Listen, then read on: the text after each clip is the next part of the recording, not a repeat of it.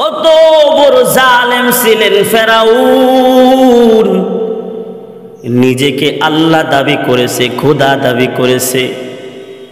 এমন একটা জালেম বাদশা ছিলেন ফেরাউন।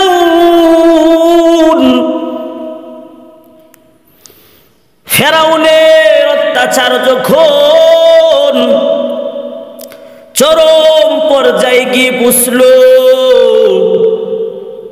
তখন পয়গম্বর মূসা আলাইহিস সালাতু ওয়াস সালাম ফেরাউনের অগোচরে বনি ইসরাইলদেরকে নিয়ে মিশর ত্যাগ করলে। লোহিত সাগরের কিনারায় যখন পৌঁছলেন, তখন এক বিপদ দেখা দিল।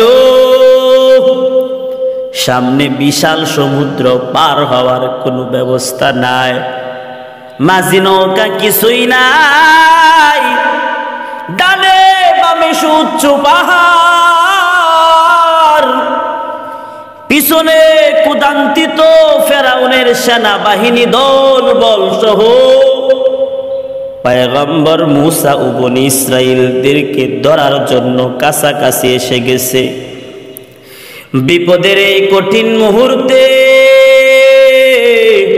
পয়গম্বর মূসা আলাইহিস সালাতু ওয়াস সালাম বনী ইসরাইলদের উদ্ধারের কোনো পথ ছিল না।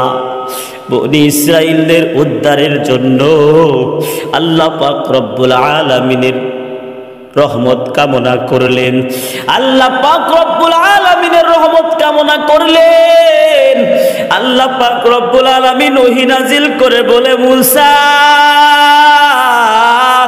ও মূসা, তোমার হাতে যে লাঠি, ওই লাঠি দিয়া সমুদ্রের পানিতে, নদীতে আঘাত করো, বাড়ি দাও। ওরে উম্মতের দল, এই রহস্য মানুষ কি বুঝতে পারবে? সম্ভব নয়। পয়গম্বর মূসা আলাইহিস সালাতু ওয়াস সালাম বুঝতে পারেননি, কারণ বিপদের এই কঠিন মুহূর্তে সমুদ্রের পানিতে বাড়ি দিবে কেন? সমুদ্রের পানিতে আঘাত করবে কেন? ওরে উম্মতের দল, দুনিয়ার যত বড় বৈজ্ঞানিক, যত বড় দার্শনিক, যত জ্ঞানী গুণী সাধারণ মানুষ, কৃষক, বুদ্ধিজীবী, ডাক্তার, ইঞ্জিনিয়ার, সাধারণ মানুষ একই কথা বলবে, বিপদের এই কঠিন মুহূর্তে সমুদ্রের পানিতে আঘাত করবে কেন? সমুদ্রের পানিতে বাড়ি দিবে কেন? বাড়ি যদি দিতে হয় তবে ফেরাউনের মাথায় বাড়ি দে। কিন্তু পয়গম্বর মূসা আলাইহিস সালাতু ওয়াস সালাম জানতেন আমার আল্লাহ পাক রব্বুল আলামিন কত মহান, কত বড়। আল্লাহ পাক রব্বুল আলামিন কত বড়, কত মহান। তার একটি মাত্র হুকুমে 7 তবক আসমান, 7 তবক জমিন হয়ে গেছে। আমি মূসার অস্তিত্ব তো 3.5 হাত। আল্লাহ পাক রব্বুল আলামিনের হুকুম মান্য করার মধ্যে আমার অস্তিত্বের স্বীকৃতি। পয়গম্বর মূসা আলাইহিস সালাতু ওয়াস সালাম সমুদ্রের মধ্যে বাড়ি দিবে কেন এটা অনুসন্ধান করলেন না। বাড়ি দিলে কি লাভ হবে তাও তিনি জানতেন না। তৎক্ষণাৎ হুকুম পাওয়া মাত্রই সমুদ্রের পানিতে বাড়ি দিলেন, সমুদ্রের পানিতে আঘাত করলেন, আর সাথে সাথে তার ফলাফলও পেয়ে গেলেন। সমুদ্রের পানি চিরে 2টা বাঘ হয়ে 2 দিকে পারের মতো স্থির হয়ে দাঁড়ায় গেল, আর মাঝখান দিয়া শুকনো মাটির রাস্তা বাহির হয়ে গেল। আল্লাহু আকবার। পয়গম্বর মূসা আলাইহিস সালাতু ওয়াস সালাম বনী ইসরাইলদেরকে নিয়া সেই রাস্তা দিয়া নিরাপদে ওপারে উঠে গেলেন। ওপারে উঠে গিয়ে পয়গম্বর মূসা আলাইহিস সালাতু ওয়াস সালাম দাঁড়িয়ে থাকা পানির মধ্যে আঘাত করতে লাগলেন। কিন্তু এবার আঘাত করতে লাগলেন কেন? যাতে করে পাহাড়ের মতো দাঁড়িয়ে থাকা পানিগুলো খসে পড়ে রাস্তা বন্ধ হয়ে যায় এবং ফেরাউন তার বাহিনীর জন্য সেই রাস্তা দিয়ে আসতে না পারে। কিন্তু এবার আল্লাহ পাক রব্বুল আলামিন পয়গম্বর মূসা আলাইহিস সালাতু ওয়াস সালামকে নিষেধ করলেন।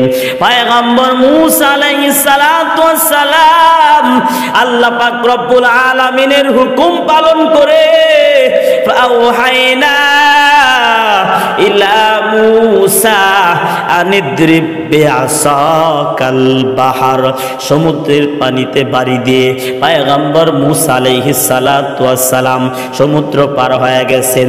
আল্লাহ পাক রব্বুল আলামিনের হুকুম পালন করে, হুকুম মেনে তিনি বিশাল সমুদ্র পার হয়ে গেছেন। আল্লাহর হুকুম মানা, আল্লাহর হুকুম মানাটাই হলো ইবাদত। আল্লাহ পাক রব্বুল আলামিন হুকুম করেছেন উম্মতের দল 5 ওয়াক্ত নামাজ পড়, কোরআন পড়, জিকির কর, হালাল উপার্জন কর, সত্য কথা বল, আলেমদেরকে সম্মান কর, হালাল উপার্জন থেকে দান খয়রাত কর। ওরে উম্মতের দল, আল্লাহর হুকুম মানাটাই হলো ইবাদত। পয়গম্বর মূসা আলাইহিস সালাতু ওয়াস সালাম আল্লাহ পাক রব্বুল আলামিনের হুকুম মেনে বিশাল সমুদ্র পার হয়ে গেছেন। এইবার পয়গম্বর নবী সেই পাহাড়ের মতো দাঁড়িয়ে থাকা পানির মধ্যে আঘাত করতে লাগলেন। কিন্তু এবার আল্লাহ পাক রব্বুল আলামিন পয়গম্বর মূসা আলাইহিস সালাতু ওয়াস সালামকে নিষেধ করলেন। আল্লাহ পাক রব্বুল আলামিন বলেন ওয়াতরুকিল বাহারা রাহাওয়া ইন্নাহুম জুনতুম মুগরাকুন।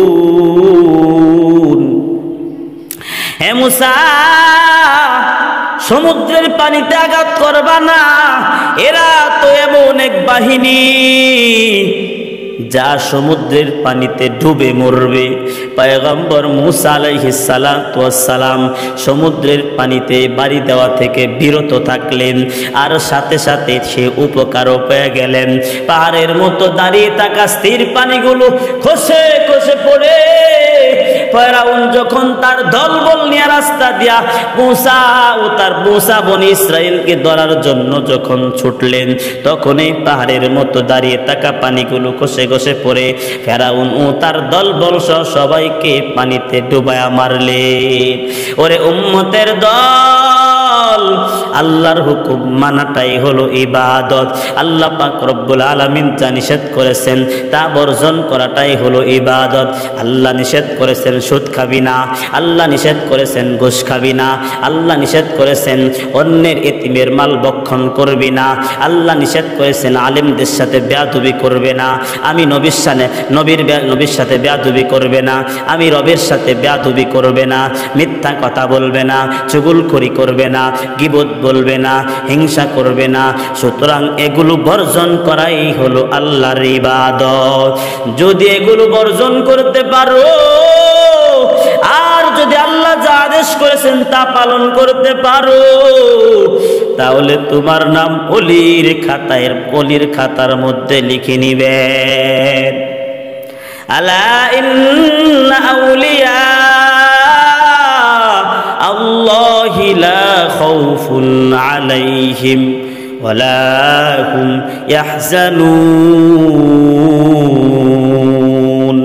এ কালামে জিন্দা কুরআন হাকিম, হিকমতে উ লা ইয়াজালাস্তু কাদিম, জামিউল ইলম ফিল কুরআন হাকিম, তাকাসারাত আনহু আফহামুর রিজালিন।